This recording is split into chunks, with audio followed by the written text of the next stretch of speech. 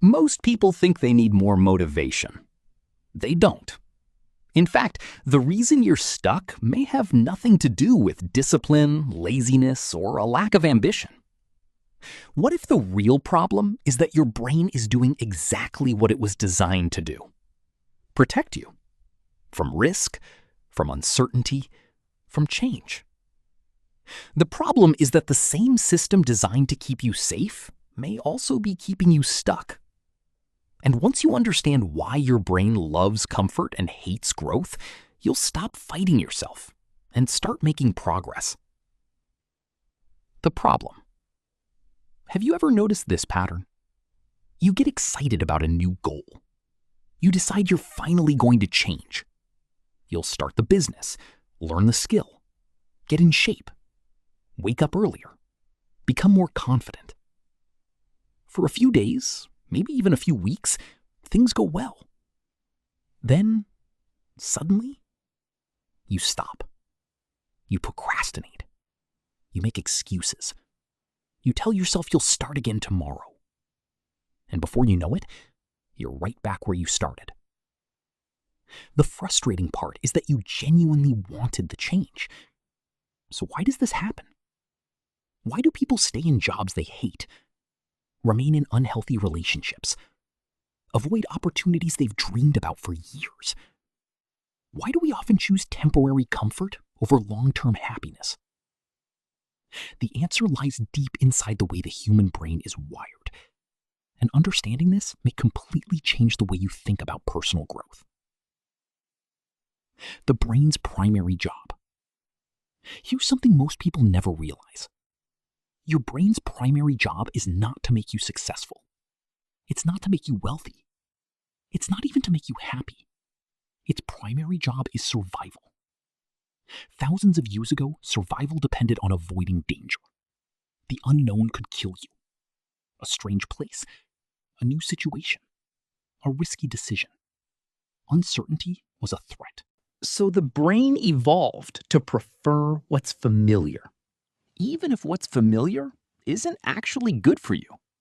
That's why people often stay trapped in situations they dislike, because familiar discomfort feels safer than unfamiliar possibility. Think about that. The brain would rather keep you in a predictable struggle than risk an uncertain improvement. And that leads us to the first major lesson. Lesson 1.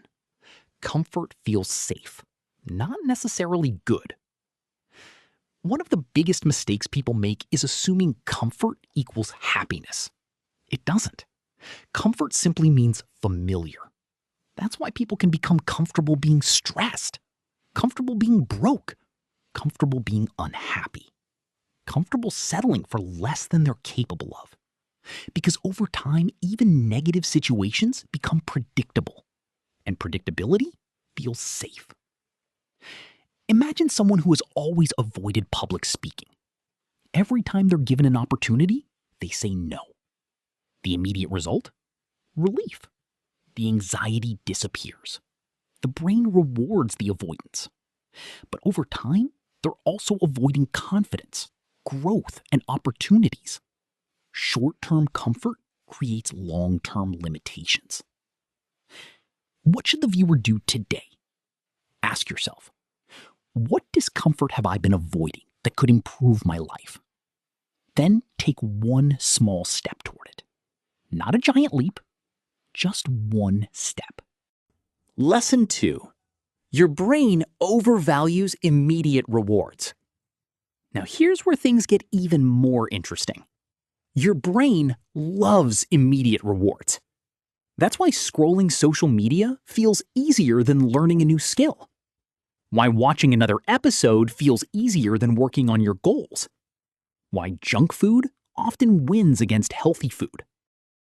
The brain constantly asks, what's easiest right now?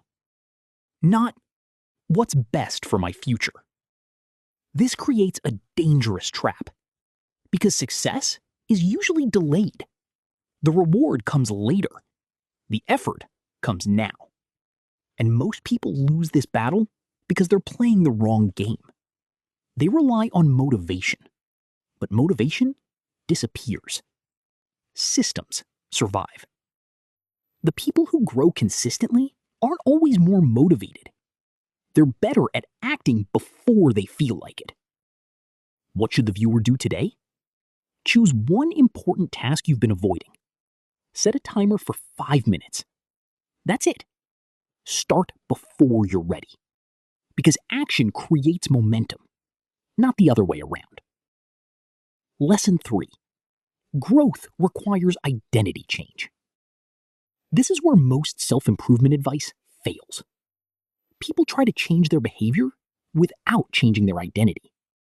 They say, I want to exercise, but they still see themselves as someone who never follows through. They say, I want confidence, but they still identify as insecure. The brain always tries to stay consistent with who you believe you are. That's why lasting change feels difficult. You're not just changing actions. You're changing your self-image. And the brain resists identity shifts because they create uncertainty. But the most successful people understand something powerful. Every action is a vote for the person you're becoming. Every workout, every difficult conversation, every promise you keep.